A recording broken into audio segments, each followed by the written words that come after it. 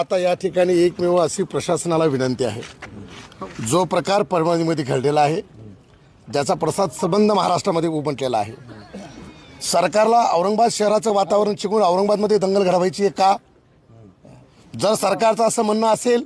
किंवा सरकारची अशी जर गुप्त भूमिका असेल तर प्रशासनाला आमची हात जोडून विनंती आहे, मृत्यूचं जो काय भीमयोद्धा आमचा शहीद सूर्यवंशी हा बाबासाहेबांसाठी बलिदान झालेला आहे आणि आज जर प्रशासन त्याच्या आई वडिलांना ब्लॅकमेल करून ती डेड बॉडी घेऊन त्याच्या गावाकडे जा अशी जर भूमिका ते घेणार असतील तर प्रशासनाला मी सांगू इच्छितो की शहीद सोमनाथ सूर्यवंशी आता तो फक्त त्या परिवाराचा मुलगा नाही राहिला, तो बाबासाहेब आंबेडकरांच्या चळवळीचा मुलगा झाला आहे आणि त्याचा मृत्यू हा परभणीमध्ये झाला असल्यामुळे त्याची अंत्ययात्रा सुद्धा परभणीमध्ये अतिशय हळहळ व्यक्त करणारा आमचा परभणीचा समाज, परभणीचे लोक हे आक्रमक आहेत,